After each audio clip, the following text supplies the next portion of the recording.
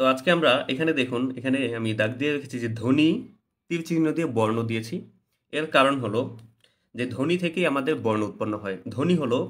ধ্বনি কি আমরা জানি যে বাক্পতঙ্গের সাহায্যে উচ্চারিত অর্থবোধক আওয়াজ। আমরা যে গলা দিয়ে বিভিন্ন রকম শব্দ করি, সেগুলোর মধ্যে যেই শব্দগুলোর মিনিং আছে সেইগুলোই হচ্ছে আমাদের ধ্বনি। ঠিক আছে? যেগুলো মিনিং আছে সেগুলো ধ্বনি। আর সেই যে ধ্বনি যেটা আমরা মানে বাক্পতঙ্গের সাহায্যে উচ্চারণ করি, সেই ধ্বনিকে যদি লিখতে চাই, লিখিত যে রূপটা সেটাই হলো বর্ণ। তো বর্ণ সৃষ্টি হয় কিসের থেকে? ধ্বনি থেকে, এবং ধ্বনির লিখিত রূপই হচ্ছে বর্ণ। বা বলা যায় যে ধ্বনির সাংকেতিক রূপ বর্ণ, ধ্বনির লিখিত রূপ বর্ণ, এভাবে বা সাংকেত চিহ্ন বর্ণ বলা যায় হচ্ছে বর্ণ। তো এইটাই হলো ধ্বনি এবং বর্ণের সম্পর্ক। ধ্বনি আর বর্ণ অলমোস্ট একই। একটা হচ্ছে আপনি মুখে উচ্চারণ করেন, মুখে বলতে বাকযন্ত্রের সাহায্যে উচ্চারণ করেন, এবং সেটা খাতায় প্রকাশ করতে গেলেই আপনাকে যেই অক্ষরে বা যেই চিহ্নের মাধ্যমে লিখতে হয় সেগুলোকে আমরা বর্ণ বলি। ধরেন আমি মুখে বললাম অ, এই অ আমরা খাতায় কিভাবে বোঝাবো? কিভাবে বোঝাবো যে অ এই সাউন্ডের জন্য নির্দিষ্ট একটা প্রতীক আছে, এই প্রতীকটাই হলো আমাদের বর্ণ। এইগুলো হচ্ছে ধ্বনি এবং বর্ণ। তো ধ্বনি এবং বর্ণ, যখনই আমরা ধ্বনি এবং বর্ণ নিয়ে আলোচনা করব, তখনই আমাদের মাঝে দুইটা গুরুত্বপূর্ণ শব্দ চলে আসবে। একটা হচ্ছে ফোনেটিক্স আর একটা হচ্ছে ফোনোলজি। আমরা আগের ক্লাসে বলেছিলাম যে ধ্বনিতত্ত্ব হচ্ছে ফোনোলজি। তাহলে ফোনেটিক্স কোনটা বলেন তো?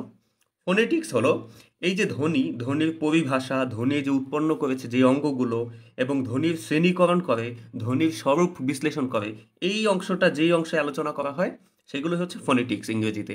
আর ফোনোলজিটা হচ্ছে আমাদের ধ্বনিতত্ত্ব, যেটা আমরা অলরেডি ওই দিন জেনেছি যে ধ্বনিতত্ত্বে আমাদের কি কি আলোচনা হয়। ধ্বনিতত্ত্বে হচ্ছে সন্ধি, নত্যবিধান, সত্যবিধান, এগুলো নিয়ে আলোচনা করা হয়।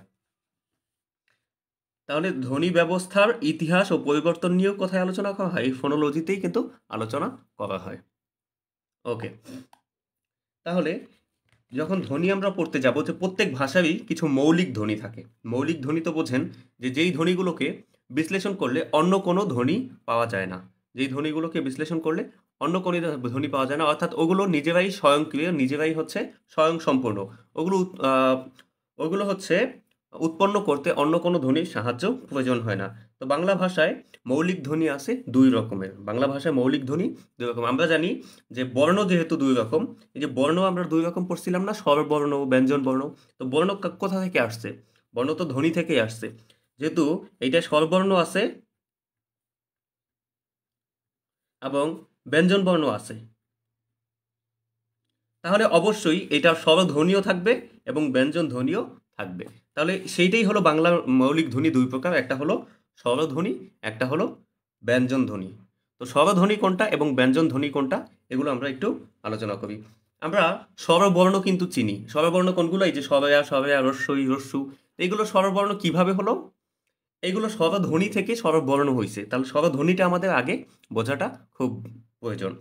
স্বরধ্বনি কি? ধ্বনি হচ্ছে আমাদের বাক্পতঙ্গের সাহায্যে উচ্চারিত শব্দ হলো ধ্বনি। তাহলে স্বরধ্বনি কোনটা? যে সকল শব্দ বা যে সকল ধ্বনি উচ্চারণের সময়, লিখে দেই, যে সকল ধ্বনি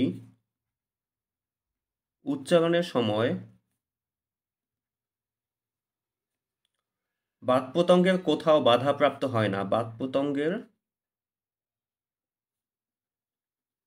কোথাও বাধাপ্রাপ্ত হয় না, সেগুলো হচ্ছে আমাদের স্বরধ্বনি। তো যে সকল ধ্বনি উচ্চারণের সময় আমাদের বাক্পতঙ্গ তো আমরা জানি কোন কোন অংশ: নাসিক্য, তালব্য, দন্ত, মূর্ধন্য, জিহ্বামূল, কণ্ঠমূল। এই যে এইগুলোর কোনো অংশেই কি এই স্বরধ্বনিগুলো বাধাপ্রাপ্ত হয় না। আপনি এক একটা এই যে স্বরধ্বনি যেগুলো অ, আ, ই, এগুলো উচ্চারণ করে দেখেন, যেগুলো আপনার মুখের কোথাও টাচ করতেছে না, এগুলো জাস্ট গলা থেকেই সরাসরি বের হয়ে যেতেছে। কিন্তু আপনি ক উচ্চারণ করে দেখেন, ক উচ্চারণ করতে আপনার জিহ্বা কোথায় চলে যায় একটু খেয়াল করে দেখেন আমার সাথে সাথে। ক, এবার ট, চ, চ বলে দেখেন, দেখেন জিহ্বাটা তালব্যকে টাচ করে। এরপরে ত, ত বলে দেখেন যে দাঁতের গোড়ায় টাচ করে জিহ্বাটা এসে। কিন্তু এই এই যে বর্ণ, এই বর্ণগুলো উচ্চারণ করতে গেলে, এই ধ্বনিগুলো উচ্চারণ করতে গেলে আপনার কোথাও বাধাপ্রাপ্ত হচ্ছে না। তো যেই সব ধ্বনি উচ্চারণের সময় ফুসফুসে থেকে বাতাসটা সরাসরি বের হয়, ফুসফুস চালিত বাতাসটা সরাসরি বের হয়, সেইগুলোই হচ্ছে স্বরধ্বনি। তো এইগুলো হচ্ছে স্বরেয়া, স্বরেয়া, রস্বই, রস্যু। তো এইগুলো আমরা কেন পড়ব? কারণ এই যে বিভিন্ন পরীক্ষায় এই সকল ব্যাপার থেকে ছোট ছোট প্রশ্নগুলো দেয়। কীরকম দেয়, যে স্বরধ্বনি কি, যদি লিখিত পরীক্ষা হয় এরকম থাকে স্বরধ্বনি কি, বা স্বরধ্বনি কাকে বলে, বা ফুসফুস থেকে বাতাস বের হওয়ার সময় যদি কোথাও বাধাপ্রাপ্ত না হয় তাহলে সেই ধ্বনিগুলোকে কি ধ্বনি বলে। তো সেটা আমরা জেনে গেলাম যে সেগুলো হচ্ছে স্বরধ্বনি। তাহলে স্বরধ্বনি আর ব্যঞ্জনধ্বনি ঠিক উল্টাটা। এটা যেহেতু বাধাপ্রাপ্ত হয় না, তাহলে ব্যঞ্জনধ্বনি হচ্ছে বাধাপ্রাপ্ত হয়, মানে কোথাও না কোথাও এটা টাচ হয় এবং স্বরধ্বনির সাহায্য প্রয়োজন হয় এই ধ্বনিগুলো উচ্চারণ করতে হলে। আর এটা বাধাপ্রাপ্ত হয়, বাধাপ্রাপ্ত হয়। কোথায় বাধাপ্রাপ্ত হয়? আমাদের বাকযন্ত্রে। সেম এইটার মতো, এই জন্য আর ডিটেলস এটা লিখলাম না। এটা এইভাবে বলবেন ব্যঞ্জন ধ্বনিটা, যে সকল ধ্বনি উচ্চারণের সময় বাকপতঙ্গের কোথাও না কোথাও বাধা পায় সেগুলোই হচ্ছে ব্যঞ্জন ধ্বনি। তো ব্যঞ্জন ধ্বনি কোনগুলো আমরা জানি, যেগুলো আমরা ব্যঞ্জন বর্ণে আমরা লিখি সেগুলোই হচ্ছে ব্যঞ্জন ধ্বনি। ধ্বনিটাই আমরা লিখে তখন সেটাকে বর্ণ বলি। তাহলে ক, চ, ট, ত, এভাবে এগুলো অনেক রকম ব্যঞ্জন ধ্বনি আছে। আচ্ছা, এই যে মৌলিক ধ্বনি হচ্ছে দুই প্রকার, একটা হলো স্বরধ্বনি, একটা হলো ব্যঞ্জন ধ্বনি। এইটা বাংলা ভাষার, প্রত্যেক ভাষারই কিন্তু এইভাবে মৌলিক ধ্বনি থাকে। তো বাংলা ভাষার মৌলিক ধ্বনি হলো একটা স্বরধ্বনি আর একটা হলো ব্যঞ্জন ধ্বনি। শর্টকাটে মনে রাখার জন্য এইভাবে পড়তে পারেন যে স্বরধ্বনি হলো যেটা, যে সকল ধ্বনি বাধাহীন, মানে কোথাও বাধাপ্রাপ্ত হয় না, আর বাধাপ্রাপ্ত যেগুলো সেগুলো হচ্ছে ব্যঞ্জন ধ্বনি। তো ধ্বনি, মৌলিক ধ্বনি এবং এই অংশটুকু যেটুকু আলোচনা করেছি, এই অংশে যদি আপনাদের কোনো প্রশ্ন থাকে প্রশ্ন করতে পারেন, আমি 1 মিনিট সময় দিচ্ছি। এবং এইটুকু যদি বুঝতে পারেন তাহলে ওকে বলতে পারেন। ওকে বললে আমি নেক্সট অংশে চলে যাব। নেক্সট অংশ হলো বর্ণ। বর্ণ, এই ধ্বনি থেকে বর্ণ সৃষ্টি হয়।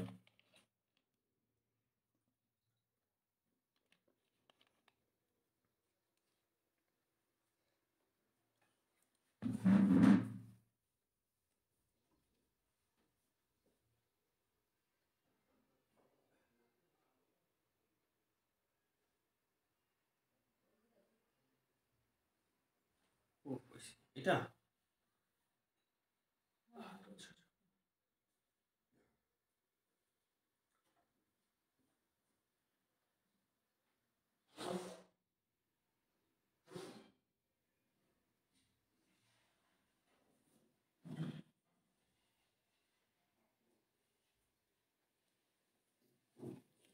আচ্ছা, সবাই কমেন্ট করছেন যে ওকে, ঠিক আছে, তার মানে এইটুকুতে কারো কোনো সমস্যা নেই। ওকে, ওকে, ঠিক আছে, আমি সবগুলো কমেন্টই দেখলাম, কারো কোনো সমস্যা নেই, ঠিক আছে। তাহলে বর্ণ, আমরা এখন আসি বর্ণ। তো আমি আগেই বলেছি বর্ণ হলো আপনার সেই যে ধ্বনির ধ্বনির সাংকেতিক চিহ্নই হলো বর্ণ, কিংবা বলা যায় যে ধ্বনির যে লিখিত রূপ সেটাই হলো বর্ণ, সাংকেতিক চিহ্ন বা বর্ণ। আমরা কোন ধ্বনিকে কোন কোন স্টাইলে লেখার ট্রাই করতেছি সেটাই হলো আমাদের বর্ণ। যেমন এই যে ক, কত মুখে উচ্চারণ করি, এটা কি আসলে এই যে আমাদের মুখ থেকে যেভাবে উচ্চারণ করি সেভাবে কি আমরা এখানে লিখছি? না, কিন্তু এই ক উচ্চারণের জন্য একটা নির্দিষ্ট সাংকেতিক চিহ্ন, এটা কিন্তু একটা চিহ্ন, ঠিক না? এই চিহ্নটার নাম আমরা বলেছি, এটা হলো ক। তো এরকম ধ্বনি আমরা যে উচ্চারণ করি সেগুলোর যে সাংকেতিক চিহ্ন যেটা, সেগুলোই হচ্ছে আমাদের বর্ণ। যেহেতু ধ্বনি দুই প্রকার, স্বরধ্বনি, ব্যঞ্জন ধ্বনি, তাই আমাদের বর্ণও দুই প্রকার, একটা হলো স্বরবর্ণ, একটা হলো ব্যঞ্জন বর্ণ। তাহলে তাহলে আমরা যদি এখন জিজ্ঞেস করি যে স্বরবর্ণ কি, স্বরবর্ণ কি বা স্বরবর্ণ কাকে বলে, এটার কি উত্তর আপনারা কেউ দিতে পারবেন? স্বরবর্ণ কাকে বলে এটার উত্তর একটু কমেন্টে দেওয়ার ট্রাই করেন তো, যদি কেউ জানেন। এবং ব্যঞ্জন বর্ণ কাকে বলে?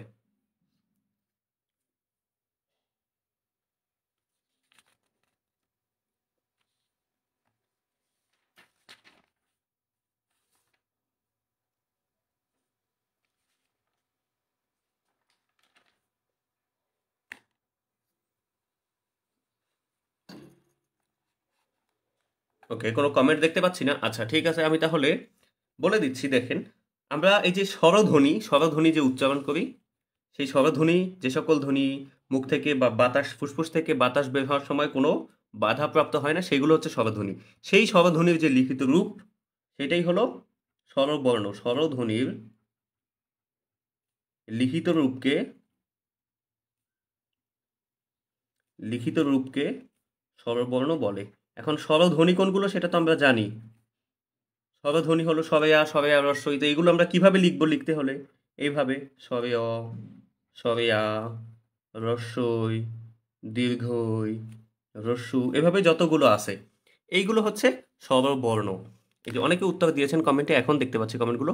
যে বর্ণ উচ্চারণের সময় আমাদের কোনো বাক্যতঙ্গের কোনো বাধা হয় না। আচ্ছা, বর্ণ কিন্তু আমরা উচ্চারণ করি না, উচ্চারণ করি যেটা সেটা হলো ধ্বনি, আর সেই ধ্বনিকে যখন লিখি সেটা হলো আমরা বর্ণ, ঠিক আছে, সেটাকে বর্ণ বলবো। তো এভাবে বলতে হবে যে যে সকল স্বরধ্বনি বা স্বরধ্বনির লিখিত রূপকে স্বরবর্ণ বলে, এবং ব্যঞ্জন বর্ণের লিখিত রূপকে ব্যঞ্জন বর্ণ বলে। ব্যঞ্জন বর্ণের এইভাবে বললে আবার বেশি সহজ আমার মনে হয়, কারণ আমরা স্বরধ্বনি যখন পড়বো তখন এইভাবে বলবো যে যে সকল ধ্বনি উচ্চারণের সময় ফুসফুসতাড়িত বাতাস কোথাও বা মুখ বিবরের কোথাও বাধাপ্রাপ্ত হচ্ছে না সেগুলো ব্যঞ্জন ধ্বনি। আর ব্যঞ্জন বর্ণের ব্যঞ্জন বর্ণের লিখে ফেলেছি ভুলে, ব্যঞ্জন ধ্বনির লিখিত রূপই হলো ব্যঞ্জন বর্ণ। ব্যঞ্জন বর্ণ। তাহলে এভাবে বাংলা বাংলা যে বাংলা ভাষায় স্বরবর্ণ আছে টোটাল কয়টা আমরা জানি? 11টা। এটা আমরা গত ক্লাসে পড়েছি এবং ছোটবেলা থেকে সবাই জানি এটা। এবং ব্যঞ্জন বর্ণ আছে 39টা। তাহলে এই যে স্বরবর্ণ 11টা এবং ব্যঞ্জন বর্ণ 39টা, এগুলোকে একত্রে কি বলে? স্বরবর্ণ 11টা এবং ব্যঞ্জন বর্ণ যে 39টা, এগুলোকে একত্রে আমরা কি বলি?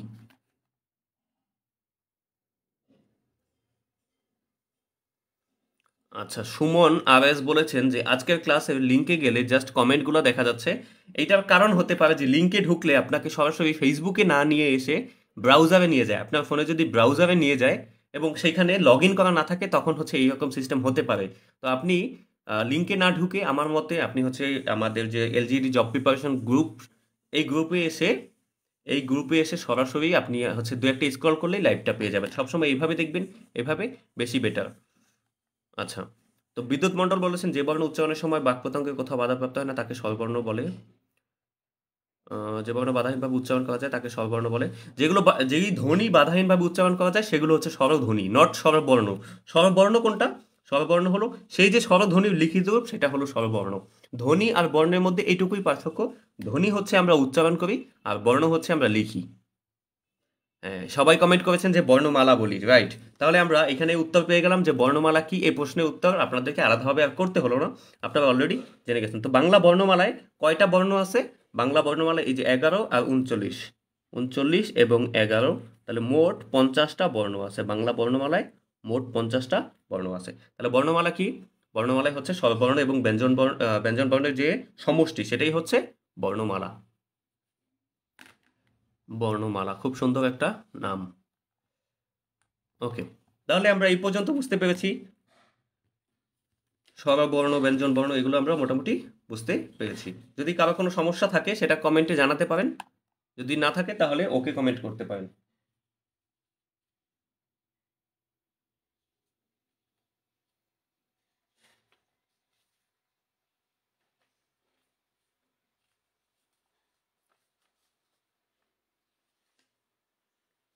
ওকে, ইব্রাহিম খলিল কমেন্ট করেছেন ওকে।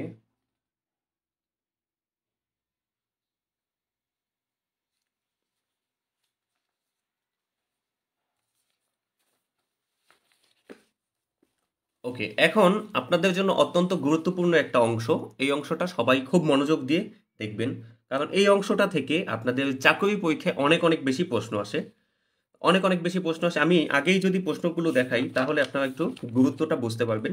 এখানে এই যে বিগত পরীক্ষায় আসা বিভিন্ন প্রশ্নসমূহ আমি কয়েকটা আপনাদের জন্য তুলে রেখেছি।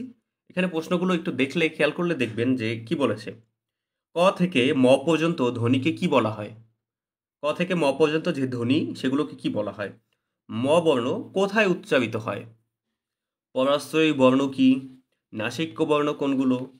ফোনোলজিতে কি নিয়ে আলোচনা হয়? এইটা অলরেডি আপনারা জানেন, 5 নাম্বারটা। ফোনোলজিতে কি নিয়ে আলোচনা হয় আমি একটু আগে বলেছি যে দেখেন, ফোনোলজিতে আপনার দেখেন ধ্বনি, সন্ধি এগুলো নিয়ে আলোচনা হয়। এছাড়াও ধ্বনি ব্যবস্থার ইতিহাস, এরপর পরিবর্তন, এগুলো নিয়ে কোথায় আলোচনা হয়? ফোনোলজিতে।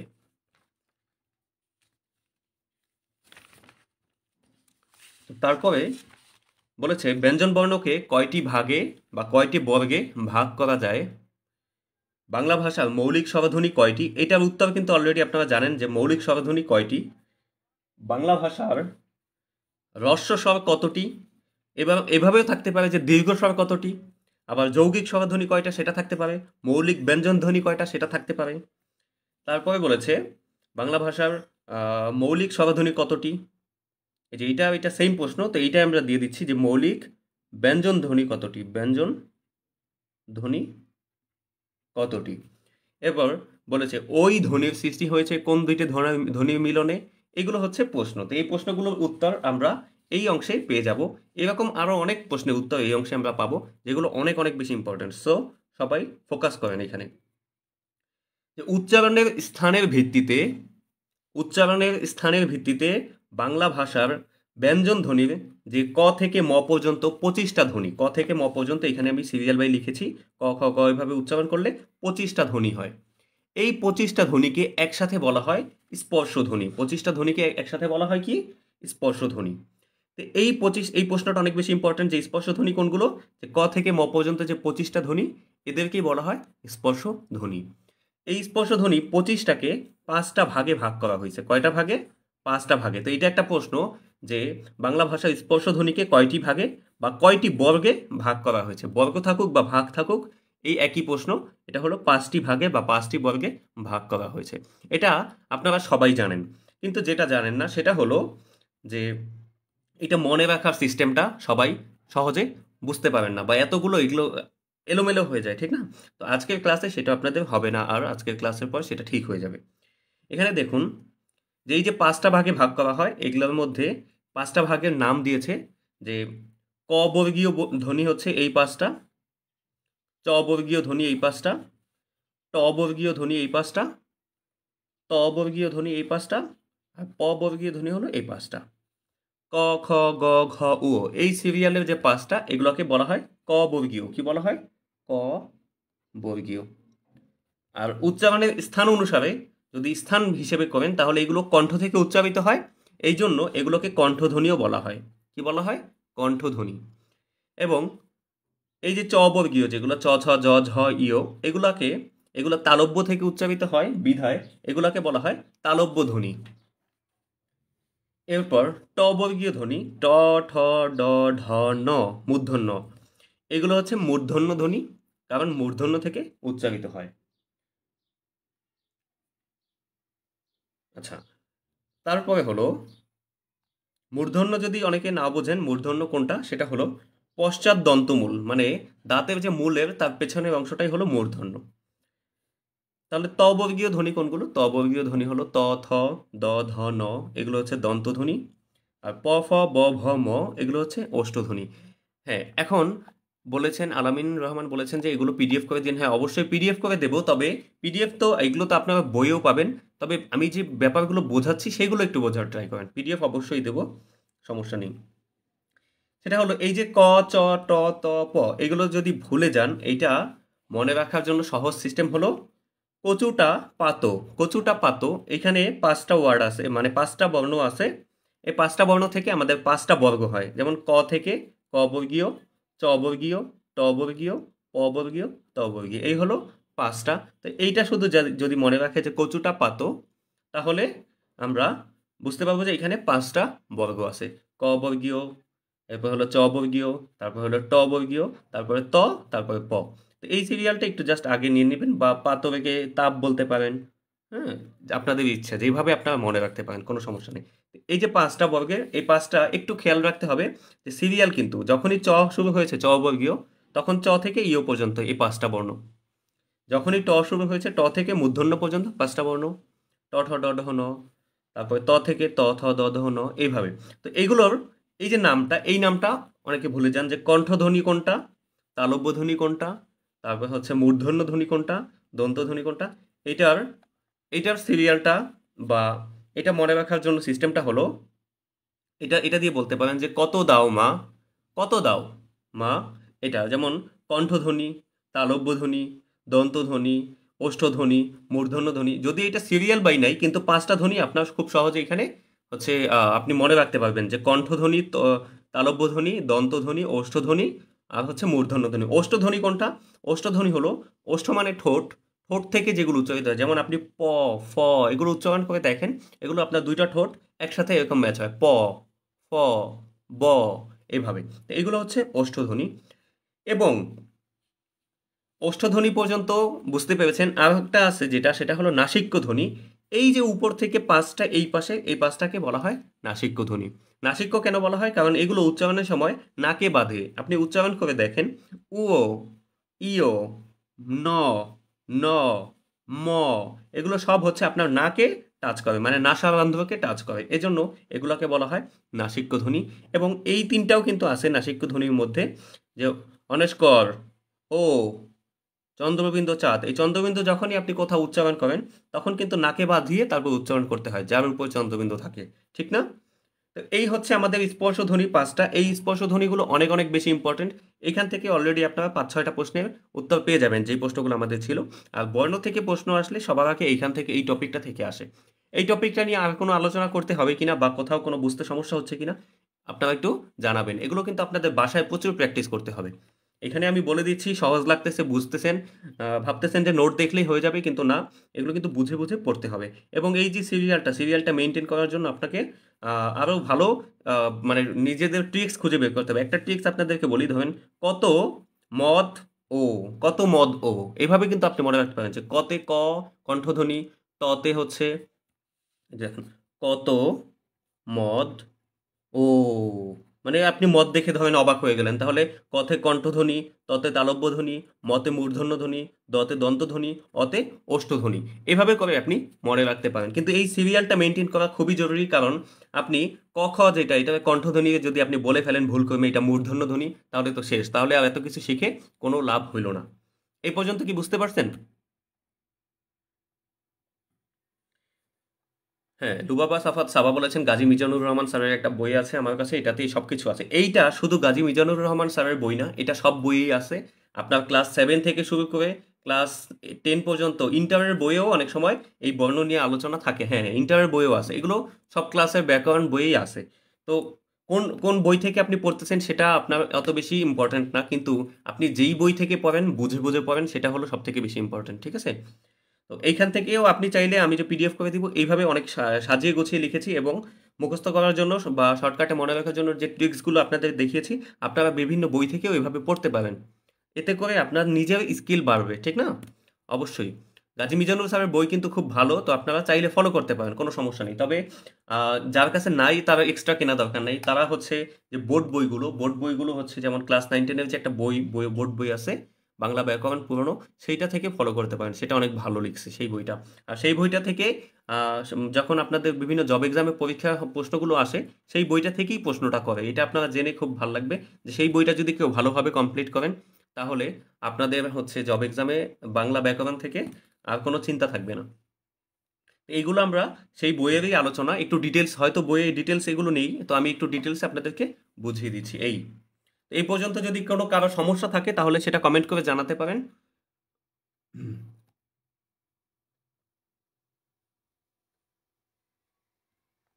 ওকে, সবাই ওকে বলতেছেন।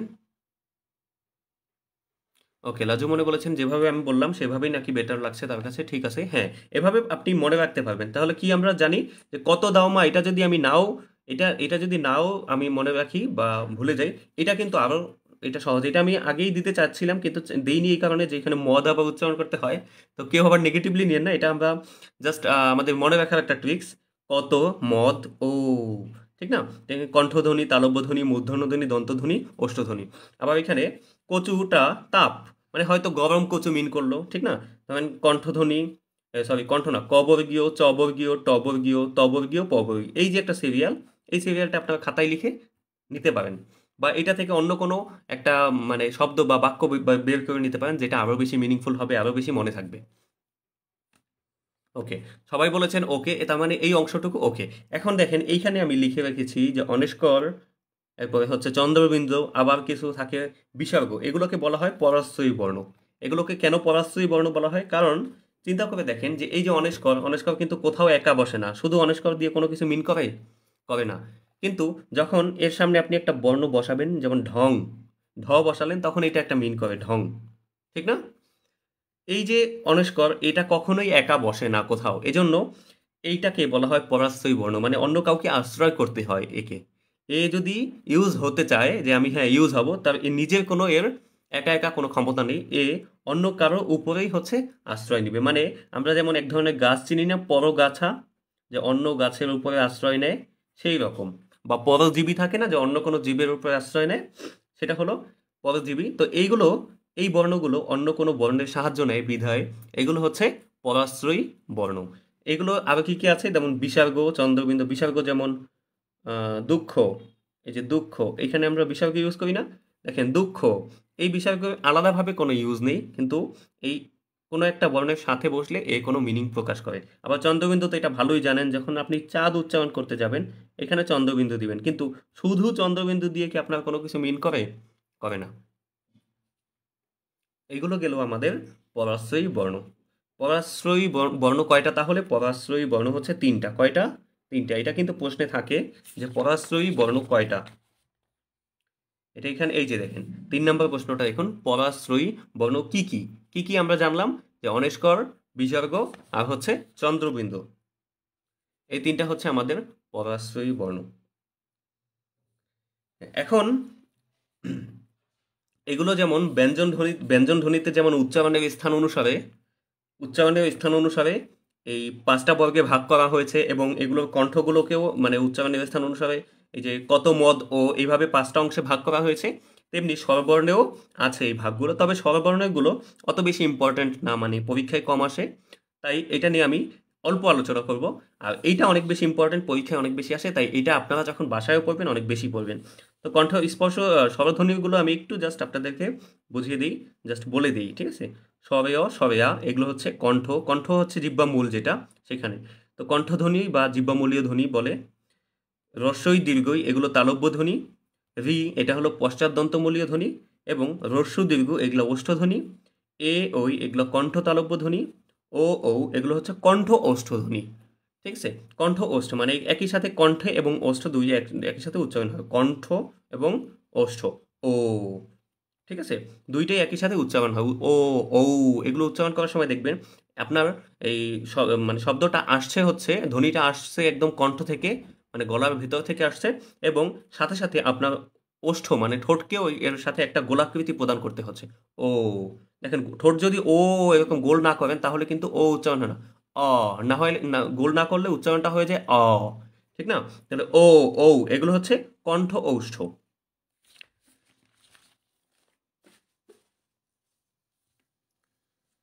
তো স্বরধ্বনি, আচ্ছা একটা জিনিস হয়তো ভাববেন যে স্বরধ্বনি বলতেছি, স্পর্শ ধ্বনি বলতেছি, কিন্তু স্পর্শ বর্ণ বলতেছি না, এবং স্বরবর্ণ কেন বলতেছি না?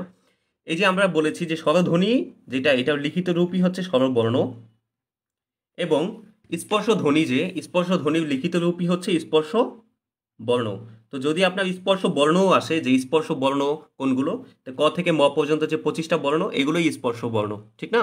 তো স্পর্শ ধ্বনি এবং বর্ণ দেখে কেউ কনফিউজড হবেন না, ধ্বনি থেকেই তো আমাদের বর্ণ সৃষ্টি হয়, ঠিক না? আচ্ছা, এই এই পেজে আর একটুকু আছে, এইটা হচ্ছে অনেক ইম্পর্টেন্ট একটা অংশ, এখান থেকে বিভিন্ন পরীক্ষায় অনেক বেশি প্রশ্ন আসে। এই অংশটা 3টা প্রশ্ন জাস্ট, ঠিক আছে? একটা প্রশ্ন হচ্ছে যে মৌলিক স্বরধ্বনি কয়টি ও কি কি? মৌলিক স্বরধ্বনি হলো 7টা। সরেয়া, সরেয়া, সরি সরেয়, সরেয়া, রস্যই, রস্যু, এ, এ, ও। দেখেন এইটা কিন্তু আপনাদের কাছে নতুন, আমি জানি এইটা আপনাদের কাছে নতুন। এইটা ডক্টর মোহাম্মদ আব্দুল হাই উনি হচ্ছেন একজন ভাষাবিদ এবং ভাষা বিশ্লেষক। উনি এইটা নতুন, এইটা মানে আবিষ্কার করেছেন, এবং বাংলা একাডেমি এটাকে স্বীকৃতিও কিন্তু দিয়েছেন। তাহলে মৌলিক স্বরধ্বনি হলো 7টা, আগের 6টা আমরা জানতাম, এই এটা হচ্ছে নতুন যুক্ত হয়েছে, এটা একটু জেনে রাখবেন। ডক্টর মোহাম্মদ আব্দুল হাই এটা প্রতিষ্ঠা করেছেন, এবং মৌলিক স্বরধ্বনি 7টা। তাহলে যৌগিক স্বরধ্বনি কয়টা? যৌগিক স্বরধ্বনি হলো 25টা।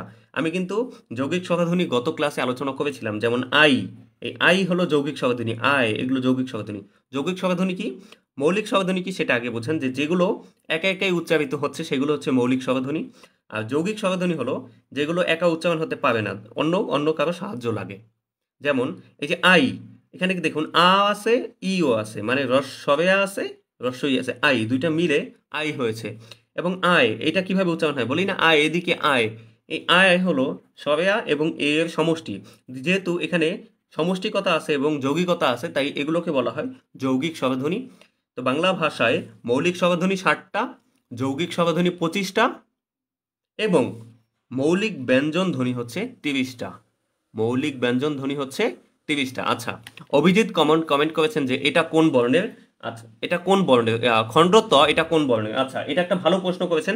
খণ্ডত এটা হলো কোন বর্ণের? খণ্ডত কিন্তু আলাদাভাবে, এই যে আলাদাভাবে যে একটা বর্ণ, সেটাই অনেকে স্বীকৃতি দিতে চায় না, অনেক ভাষাবিজ্ঞানী। কারণ খণ্ডত হলো এই যে ত আছে না, ত, ত এর নিচে যে হসন্ত থাকে, এইটার একটা রূপ হলো খণ্ডত। মানে আপনি ধরেন এভাবে যদি বলেন পশ্চাৎ, পশ্চাৎ এইটাকে আপনি এভাবে লিখলেন জাস্ট পশ্চাৎ, এইটাই হলো খণ্ডতয়ের, এইটা এইটা মিনিং আর কি, ঠিক আছে? এই জন্য এটাকে কোনো বর্ণে এভাবে করে ঠাঁই দেয়া হয় না।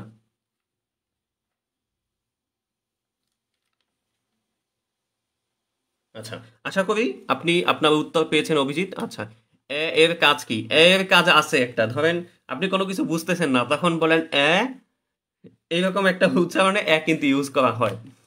আর যারা বাংলা গল্প টল্প পড়েন, সাহিত্য পড়েন, তারা কিন্তু দেখবেন যে সাহিত্যে অনেক আগে থেকেই উচ্চারিত হয়।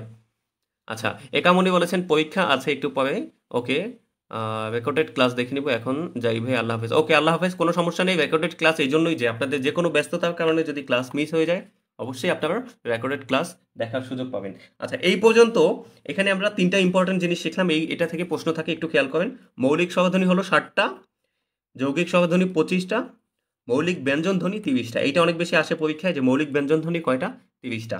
এইগুলো, এখানে আর কারো কোনো সমস্যা আছে কিনা বা প্রশ্ন আছে কিনা সেটা একটু জানাবেন আমাকে।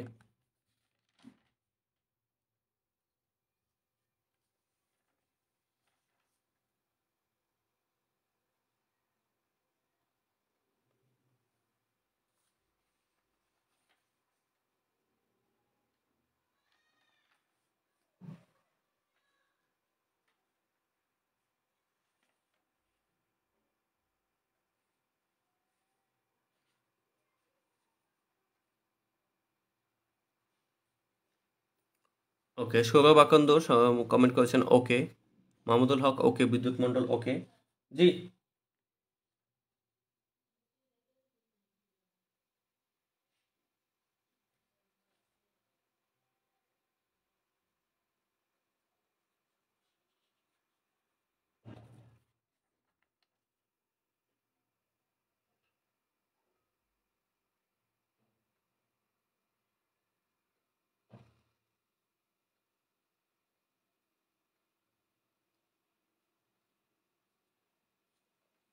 ওকে, সবাই কমেন্ট করেছেন ওকে। আচ্ছা, আরেকটা জিনিস আপনাদেরকে একটু বলে দিই, যে আপনারা অলরেডি নাসিক্য বর্ণ, ব্যঞ্জন বর্ণের যেগুলো, যেমন উ, ই, ও, ন, মূর্ধন্য, দন্তন্য, ম, এবং অনেস্কর, ও, এটা হচ্ছে চন্দ্রবিন্দু, এগুলো এগুলো জানেন যে নাসিক্য বর্ণ। তেমনি এই যে মৌলিক স্বরধ্বনি, এখান থেকে অনুনাসিক অনুনাসিক স্বরধ্বনি কিছু আসে, বা অনুনাসিক ধ্বনি বলা হয় এগুলোকে। অনুনাসিক স্বরধ্বনি কিছু আসে, সেটা হলো যে এইগুলোই যখন আপনি একটু নাকে বাঁধিয়ে উচ্চারণ করবেন, সেটাই হবে আপনার অনুনাসিক, ঠিক না? অনুনাসিক কিভাবে? ধরেন এটাকে আপনি, এই যে স্বরে এটা তো মৌলিক স্বরধ্বনি, কিন্তু এটাকে যদি একটু চন্দ্রবিন্দু দিয়ে উচ্চারণ করেন নাকে বাঁধিয়ে, তাহলে সেটা হলো অনুনাসিক স্বরধ্বনি। এভাবে এই প্রত্যেকটাকে যদি চন্দ্রবিন্দু দেন, তাহলেই সেটা অনুনাসিক স্বরধ্বনি। এইভাবে সরে রস্যি, ঠিক আছে? এইটাও অনেক সময় পরীক্ষায় আসে, এই জন্য এই টপিকটা একটু আলোচনা করে দিলাম। অনুনাসিক স্বরধ্বনিটা মাঝে মধ্যে পরীক্ষায় আসে।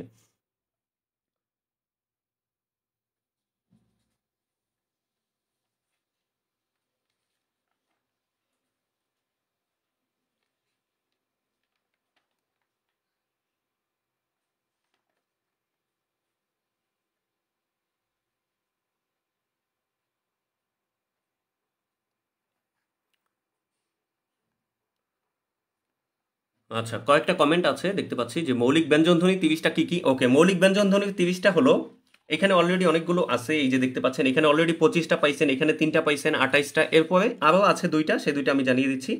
আর যৌগিক ব্যঞ্জন ধ্বনি নাই, না যৌগিক ব্যঞ্জন ধ্বনি নাই। এগুলো কি কি? যৌগিক প্লাস ব্যঞ্জন। ওকে, এই যে যৌগিক স্বরধ্বনি যেগুলো, সেগুলো হচ্ছে কি কি? যেমন এরকম অনেকগুলো আছে, যেমন আই, আয়, আবার যদি বলেন এই, আবার বলেন অয়, এরপরে আছে আও, তারপরে থাকতে পারে ওহ, এইরকম অনেক আছে।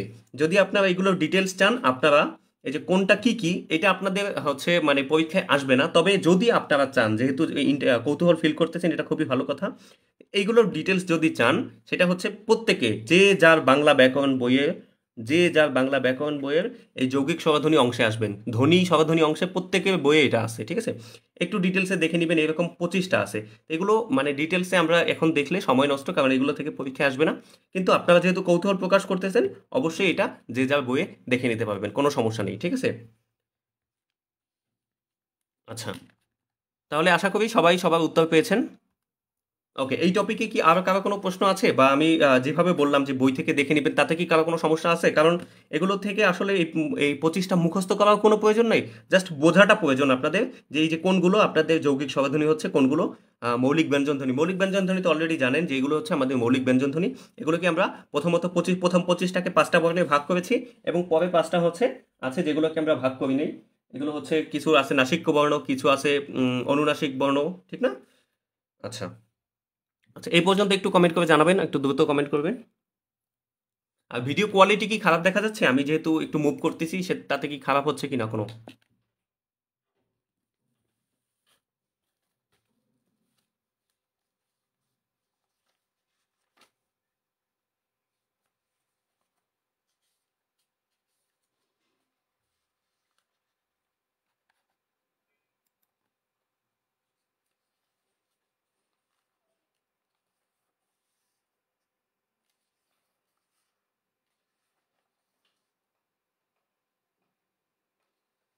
ওকে, সবাই কমেন্ট করেছেন যে না ঠিক আছে, সবকিছু ঠিক আছে। ওকে,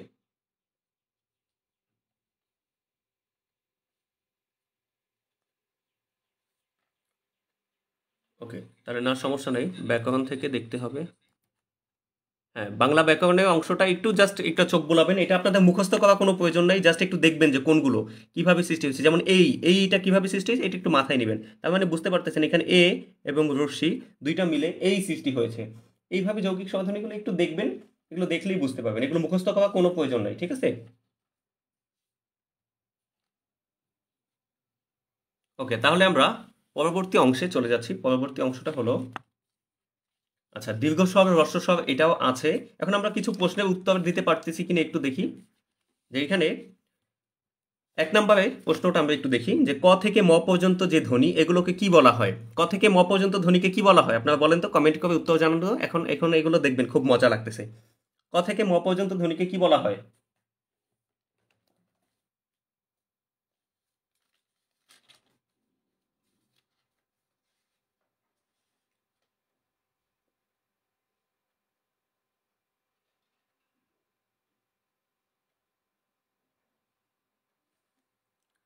ভিডিও দেখা যাচ্ছে, সমস্যা নেই। ওকে, তাহলে এইটা একটু কমেন্ট করবেন যে ক থেকে ম পর্যন্ত ধ্বনিকে কি বলা হয়?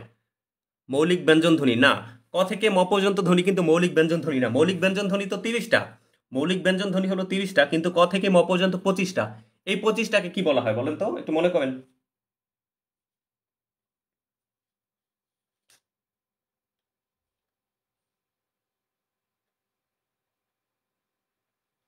স্পর্শধ্বনি, হ্যাঁ, এই তো, এটা ঠিক আছে। কণ্ঠধ্বনি, রাজু ফারজু বলেছেন কণ্ঠধ্বনি না, কণ্ঠধ্বনি না। কণ্ঠধ্বনি হলো, আমি আরেকবার একটু দেখাই অংশটুকু।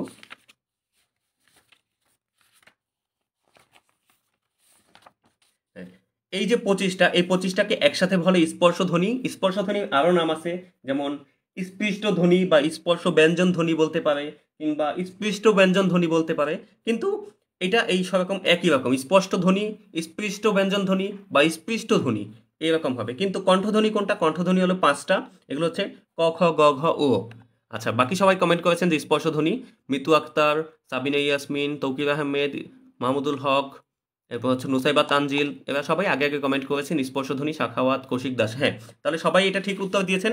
ক থেকে ম পর্যন্ত যে ধ্বনি, এখানে আছে 25টা ধ্বনি, এই 25টাকে একসাথে বলা হয় স্পর্শ ধ্বনি। এই 25টাকে কি বলা হয়? স্পর্শ ধ্বনি। স্পর্শ ধ্বনি বা স্পৃষ্ট ধ্বনি বা স্পৃষ্ট ব্যঞ্জন ধ্বনিও বলতে পারে, কোনো সমস্যা নেই। এখন বলেছে ম বর্ণ কোথায় উচ্চারিত হয়, এইটা বলেন। এটা একটু কমেন্ট করে জানান যে ম বর্ণ কোথায় উচ্চারণ হয়, এটা বুঝতেছেন কিনা। দেখেন, এই যে ম কোথায় উচ্চারণ হয়, এটার মানে হলো যে ম আসলে কোন বর্গের ধ্বনি সেটা তো বুঝতেই হবে। এই যে দেখেন ম, এটা তো আমরা প বর্গে পাই যে প ফ ব ভ ম। এটা ম কোন মানে কোথায় উচ্চারণ হয় দেখেন, এটা হলো ওষ্ঠে উচ্চারণ হয়, মানে ঠোঁট দিয়ে ম।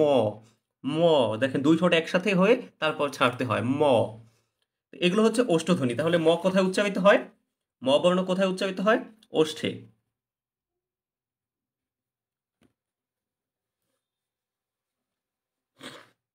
এই প্রশ্নগুলোর উত্তর আপনারা একটু দেন তো। যে 3 নম্বরে আছে পরাশ্রয়ী বর্ণ কোনগুলো, নাসিক্য বর্ণ কোনগুলো। 3 লিখে 3-এর উত্তর দিবেন, 4 লিখে 4-এর উত্তর দিবেন, 5 লিখে 5-এর উত্তর দিবেন, এভাবে করে।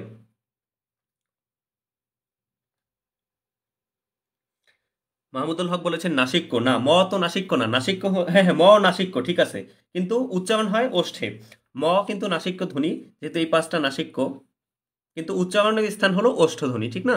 ওষ্ঠ এবং নাসিক্য, ম হচ্ছে একই সাথে ওষ্ঠ এবং নাসিক্য। কিন্তু যখন আসবে প্রশ্নে তখন ওষ্ঠই দিতে হবে।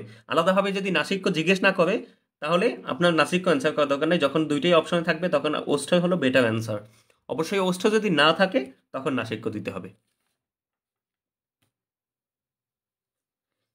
আচ্ছা, আহ, আলাউদ্দিন চৌধুরী বলেছেন অনস্কর, বিসর্গ, চন্দ্রবিন্দু এগুলো। হ্যাঁ, অনস্কর, বিসর্গ, চন্দ্রবিন্দু, তার মানে তিনটা পরশ্রী বর্ণ, তিনটা। তিনটা কি কি? একটা হলো অনস্কর, বিসর্গ, আর একটা হলো চন্দ্রবিন্দু, এই তিনটা। রাইট। মিতু আক্তার বলেছেন ওষ্ঠধ্বনি। হ্যাঁ ঠিক আছে। বাকি সাবিনা ইয়াসমিন, সজীব বাবু, সাখাওয়াত সবাই ঠিক কমেন্ট করেছেন, সঠিক উত্তর দিয়েছেন। এখন নাসিক্য বর্ণ কোনগুলো, যেগুলো উচ্চারণের সময় নাক টাচ করে, সেগুলো কি কি বলেন তো? নাসিক্য বর্ণ কোনগুলা? একটা আমি বলে দেই, উও, তারপর হচ্ছে ইও, তারপর বাকি তিনটে একটু বলেন তো। 5টা আছে নাসিক্য বর্ণ, 8টা আছে টোটাল। উ, ইও, তারপর আছে মূর্ধন্য, দন্তন্য, তারপর আছে ম। এর ছাড়াও আছে অনেস্কর, বিসর্গ, তারপর হলো চন্দ্রবিন্দু, এগুলো নাসিক্য বর্ণ। তবে এই 5টাই হচ্ছে মূল নাসিক্য। এই 5টাই হচ্ছে মূল নাসিক্য। বিভিন্ন বইয়ে এই 5টাকেই নাসিক্য বর্ণ হিসেবে চিহ্নিত করা হয়, ঠিক না? এরপরে পরের প্রশ্নটা 5 নাম্বার, সেটা দেখতে পাচ্ছেন যে ফোনোলজিতে কি কি নিয়ে আলোচনা করা হয়। এটা উত্তর অলরেডি আপনারা জানেন যে ফোনোলজিতে কি কি নিয়ে আলোচনা করা হয়। ব্যঞ্জন বর্ণকে কয়টা বর্গে ভাগ করা হয়, এগুলোর উত্তর আপনারা দেওয়ার ট্রাই করেন, কারণ এতক্ষণ আমরা এগুলো নিয়েই আলোচনা করেছি। এখন এগুলোর উত্তর আপনারা কিন্তু জানবেন। নুসাইবা তানজিল বলেছেন মূর্ধন্য, দন্তন্য, ম। হ্যাঁ ঠিক আছে। রাজু ফারজু বলেছেন তিনটা পরাশ্রয়ী হলো অনস্কর, বিসর্গ, চন্দ্রবিন্দু। রাইট। অনস্কর, বিসর্গ, চন্দ্রবিন্দু লিখতে গিয়ে সবার একটু সমস্যা হয়েছে আমি মনে করি। ও, ইও, ন, ন, ম। হ্যাঁ ঠিক আছে। শাখাওয়াত ঠিক আছে। মকবুল হোসেন, অনুষ্কা বিসর্গ ঠিক আছে। 3-এর উত্তর সবাই দিয়েছেন, 4-এর উত্তরও কমপ্লিট করে দিয়েছি। এখন 5 থেকে উত্তর দেওয়া শুরু করেন আপনারা। 5 থেকে উত্তর দেন কমপ্লিটলি। 5 থেকে কয়টা এসছে এখানে? সবগুলো উত্তর দেন। আপনারা পারবেন না হয়তো এইটা, কারণ এইটা এখন আলোচনা করি নাই। আর আর মোটামুটি বাকি সবই এখন পারবেন। এই উত্তরগুলো একটু দেওয়ার ট্রাই করেন। আমি একটু টাইম দিচ্ছি আপনাদেরকে কমেন্টগুলো দেওয়া করার জন্য।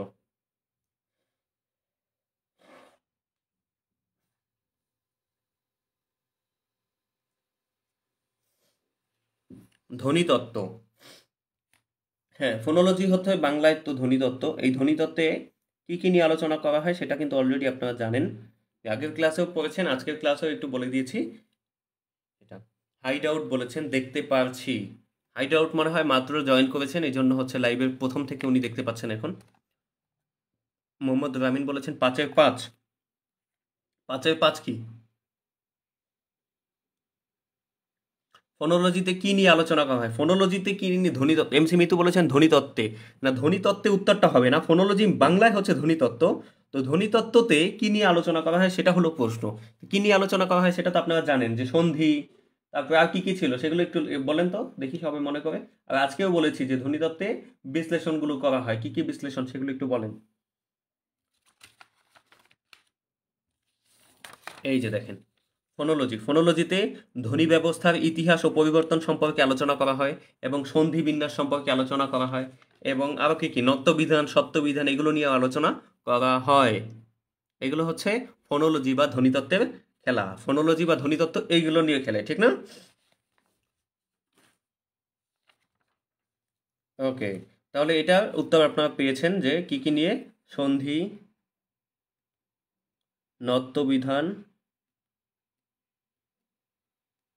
সত্যবিধান, এগুলো তো আছেই। এছাড়াও ধ্বনি ব্যবস্থার ধ্বনি ব্যবস্থার ইতিহাস ইতিহাস ও পরিবর্তন, এগুলো নিয়েও হচ্ছে আলোচনা করে কে? ফোনোলজি।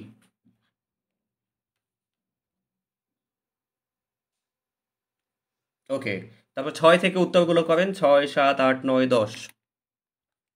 আচ্ছা, আমি একটু কমেন্টগুলো পড়ি। নুসাইবা তানজিল বলেছেন 7-এর হলো 60টি। বাংলা ভাষায় মৌলিক স্বরধ্বনি কয়টি? 60টি। হ্যাঁ, এটা সঠিক উত্তর হচ্ছে 60টি। কি কি আপনারা জানেন অলরেডি? 60টি হচ্ছে এই যে সরেয়া, সরেয়া, রস্বই, দীর্ঘই, এ, ও, এই 7টা।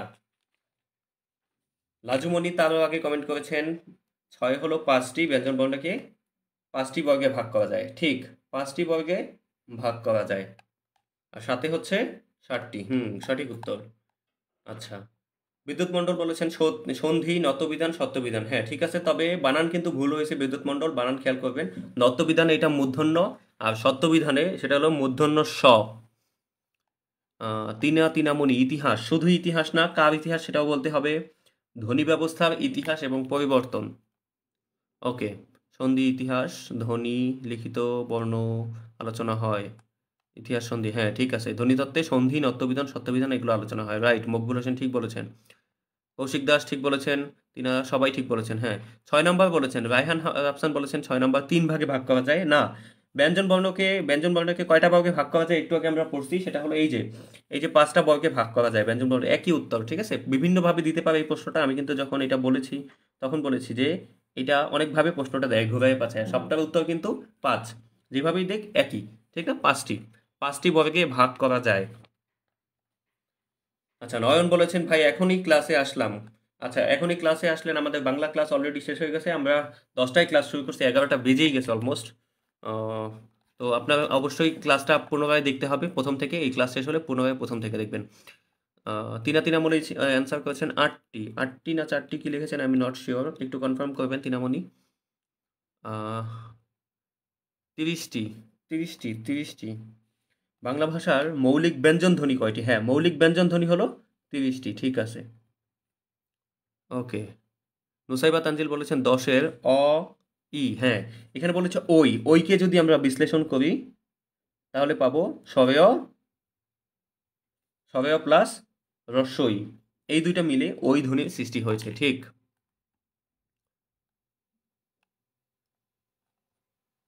ওকে, লাজু মনে বলেছেন 8-এর 2টি, ওই এবং ঔ। 8-এ হলো বাংলা ভাষার হ্রস্ব স্বর কয়টি? হ্যাঁ, এই অংশটা এখনো আমরা আলোচনা করিনি, বাংলা ভাষার হ্রস্ব স্বরের অংশটা। তো বাংলা ভাষার হ্রস্ব স্বর আছে টোটাল 4টা আছে, সেগুলো আমরা একটু পরে দেখাচ্ছি। হ্রস্ব স্বরের এই 8 নাম্বারটা আপনাদের উত্তরটা আমি বলে দিচ্ছি একটু পরে। ওকে, তাহলে বাকি রইল কোনটা? 10-এর উত্তর পেয়েছি, সবই উত্তর হয়ে গেছে, ঠিক না? সব উত্তর হয়ে গেছে। হ্রস্ব স্বর আর দীর্ঘ স্বর নিয়ে একটু আলোচনা করি এখানে। দেখুন, হ্রস্ব স্বর এখানে বলি, হ্রস্ব স্বর। হ্রস্ব স্বর কোনগুলো? হ্রস্ব স্বর হলো 4টা। বাংলা ভাষায় হ্রস্ব স্বর হলো স্বরবর্ণের হ্রস্ব স্বর হলো 4টা। 4টা কি কি?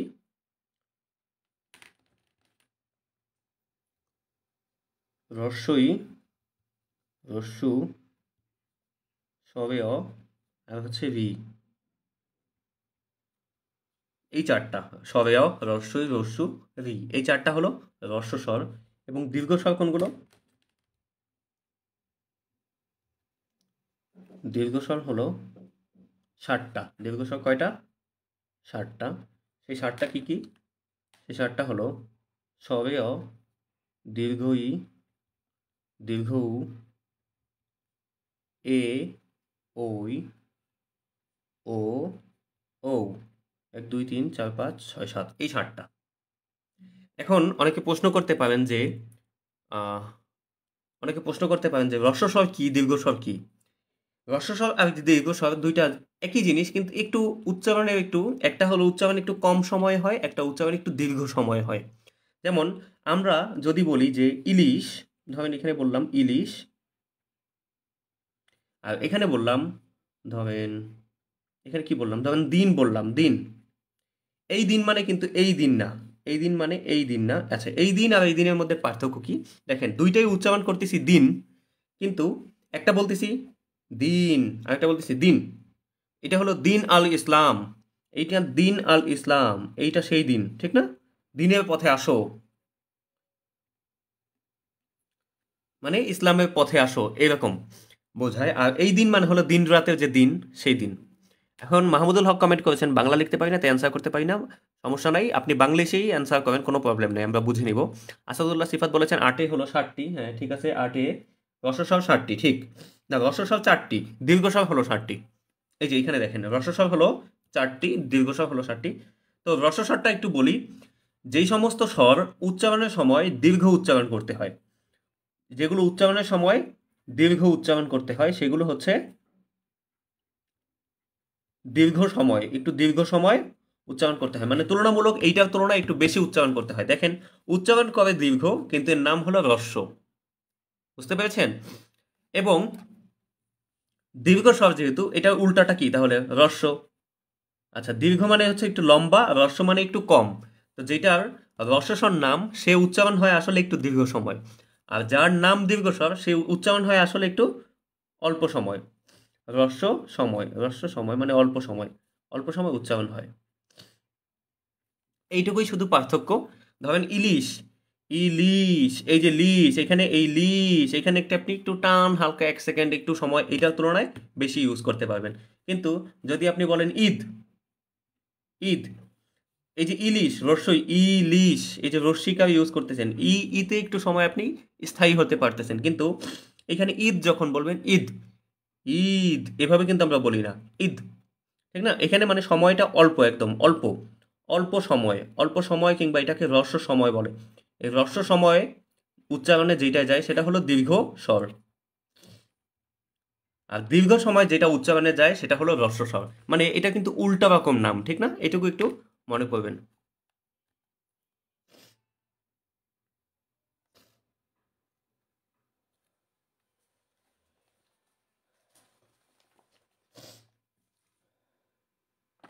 বলেছেন সবেয় কি, কৌশিক দাস বলেছেন সবেয় কি দুইটাতেই হয় স্যার? না, সবেয় তো দুইটাতে হয় না, এটা তো এইটাই সবেয় হবে, এটাই হবে সবে আ, আমি ভুলে সবে অ দিয়ে ফেলেছি, এটা হবে সবে অ, এইটাই হবে সবে আ। হাইড আউট বলেছেন ভাই আপনার ভয়েসটা অনেক সুন্দর, আমার আমার ঠান্ডা লেগে একদম ভয়েসটা ভারী হয়ে আছে, এই জন্য হয়তো এটা বললেন। ধন্যবাদ তবুও। আচ্ছা, রাজু ফারজু, এইটা একটু ভুল হয়েছিল আমার, যে এইখানে হ্রস্ব স্বরে সবে অ থাকবে, কিন্তু দীর্ঘ স্বরে সবে আ হবে, আমি একটা মাত্রা দিতে ভুল করেছি, অত্যন্ত দুঃখিত এই জন্য। জুনাইদ ইউসুফ বলেছেন ওকে। আচ্ছা, এই পর্যন্ত কি সবাই বুঝতে পেরেছেন? এই পর্যন্ত আর কারো কোনো সমস্যা না থাকলে আমরা বাংলা ক্লাস আজকে এখানে শেষ করব। আমি চাচ্ছিলাম যে আজকে আমরা ভাষা নিয়ে কিছু আলোচনা করব, কিন্তু সময়ের স্বল্পতার কারণে সেগুলো হচ্ছে না, কারণ অলরেডি আমরা 1 ঘন্টা বাংলা ক্লাসে ব্যয় করে ফেলেছি। আচ্ছা, এই পর্যন্ত যদি কারো আর কোনো সমস্যা না থাকে, সে ওকে কমেন্ট করতে পারেন, তাহলে আমরা বাংলা ক্লাস এখানে শেষ করব। যদি সমস্যা থাকে প্রশ্ন করতে পারেন।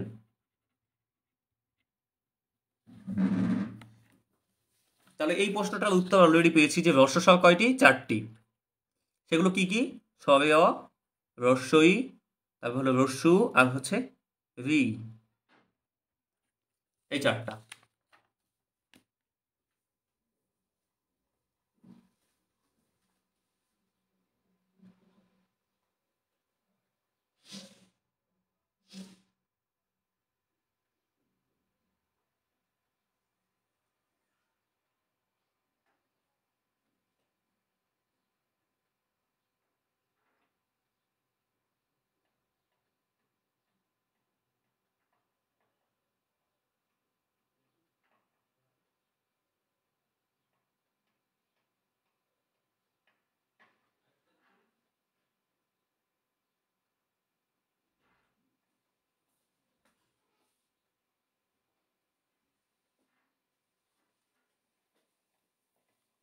ওকে, নীলু মিয়া বলেছেন যে আমি খুবই ভালো বুঝতেছি। হ্যাঁ ধন্যবাদ, খুবই ভালো বোঝার জন্য ধন্যবাদ। তার মানে আপনি ফোকাস করতেছেন, ফোকাস করলে সবাই ভালো বুঝবেন। বিদ্যুৎ মণ্ডল বলেছেন কোনোই সমস্যা নেই। রায়হান মিয়া বলেছেন ওকে। রাফসান ও শাখাওয়াত ওকে। রাজু ফাজু বলেছেন আচ্ছা এখন ঠিক আছে, ঠিক আছে। আহ, ওকে ভাইয়া। আব্দুল রাজ্জাক খান বলেছেন ওকে ভাইয়া। নুসাইব তানজিল বলেছেন ওকে, তবে মনে রাখাটাই কঠিন ব্যাপার। মনে রাখা কোনো কঠিন ব্যাপার না। রস্বস্বর হলো দীর্ঘ উচ্চারণ হয়, আর দীর্ঘস্বর হলো হ্রস্ব উচ্চারণ হয়, মানে ঠিক বিপরীতটা, ঠিক না? হ্রস্বস্বর দীর্ঘ উচ্চারণ, মানে আহ, আমরা তো এগুলোকে এমনিতেই সহজে পড়ি যে রশ্মি, রস্যাউ, এটা এভাবে পড়ি না? রশ্মি, এটার নাম তো ই, কিন্তু বলি কি রস্য ই, রস্য ই, রস্য উ, এই যে এগুলোই হচ্ছে রস্য স্বর, এই জন্য রস্য যুক্ত করে দিই। এগুলো যখন পড়ি তখন বলি দীর্ঘ ই, দীর্ঘ উ, এভাবে বলি না দীর্ঘ উ। আমরা বলি দীর্ঘাউ, কিন্তু আসলে দীর্ঘাউ না, আসলে হলো দীর্ঘ উ। এইটাকেই লেখে হচ্ছে এইভাবে দীর্ঘ উ, ঠিক না?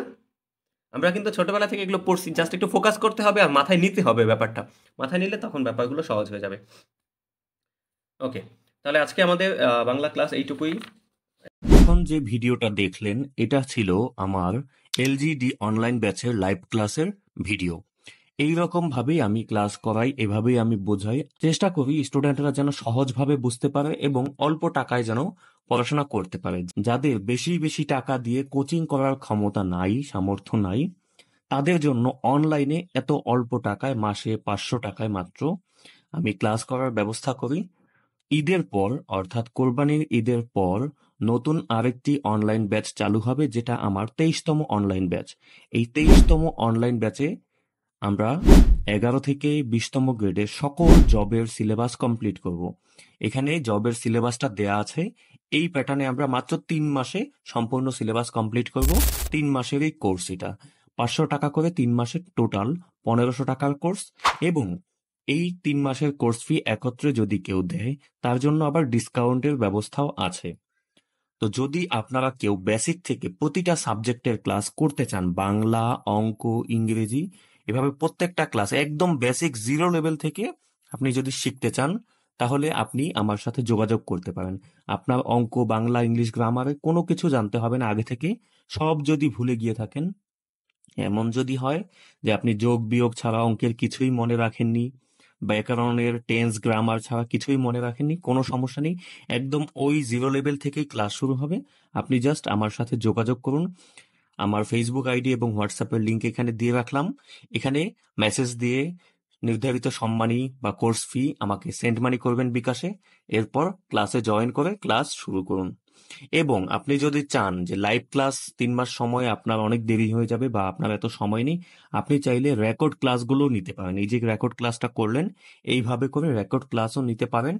রেকর্ড ক্লাসের সম্মানী একটু কমও আছে লাইভ ক্লাসের চেয়ে। তো ধন্যবাদ সবাইকে।